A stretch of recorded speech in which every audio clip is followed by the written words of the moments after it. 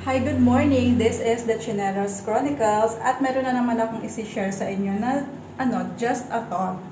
So, bakit nga ba hindi pa ako nagla-live bilang isang baguhan na TikTok affiliate? Nag-live na ako twice. Yung isa, parang general meeting sa school. Wala naman akong pinakitang mukha.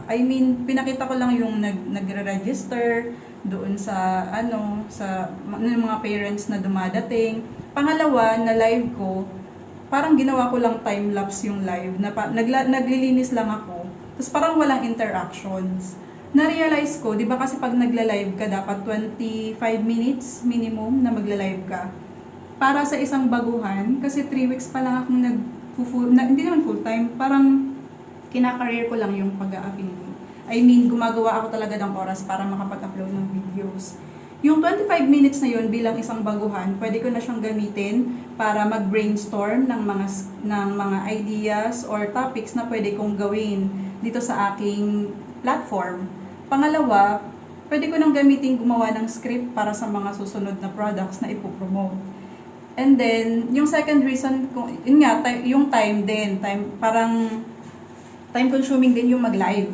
Na dapat, ginagamit mo na yon para mag-aral ka ng anong gagawin mong content para mag-grow din yung sarili mong platform.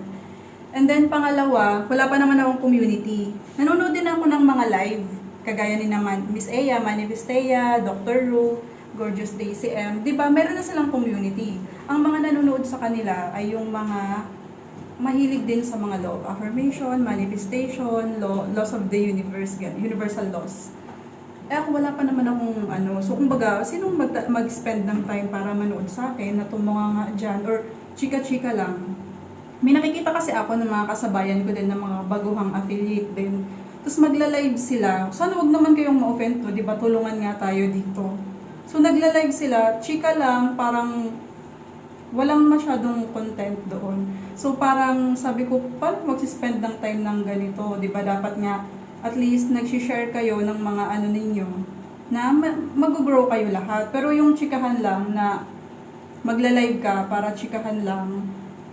And kung ang purpose naman is getting to know, edi maglagay ng content na ng mga tao kung ano ka talaga, ano yung niche mo, ano yung gusto mong sabihin sa paggamit ng platform na ito, bukod sa pagbebenta ng mga produkto. So, yun lang yung na-realize ko. Sana wag naman akong ika-offend ng kung sino, pero bilang mga baguhang affiliate pa lang, i-work muna natin siguro, or siguro message ko na din to sa sarili ko, i-work natin kung ano yung magiging laman ng ating channel or ng ating platform na may maikakatulong tayo sa ibang tao, hindi lang sa pagbibenta. Sayang din kasi yung time. Pero iba-iba, kagaya nga ng sinabi ko sa ibang video na kanya-kanya tayo ng preference. Yung iba mas gusto nilang mag-live, yung iba mas gustong mag-spend ng time sa paggawa ng content. So sana nakatulong ako kahit papano, or may na-share naman akong mga input sa inyo bilang kagaya yung mga baguhan or sa mga balak pa lang na mag-affiliate. So gamitin natin ng tama yung oras natin and aralin natin na magiging makabuluhan yung panonood sa atin ng mga tao. At may maisi-share tayo na mga meaningful na ideas and yun nga, thoughts. Thank you so much and please follow me for more.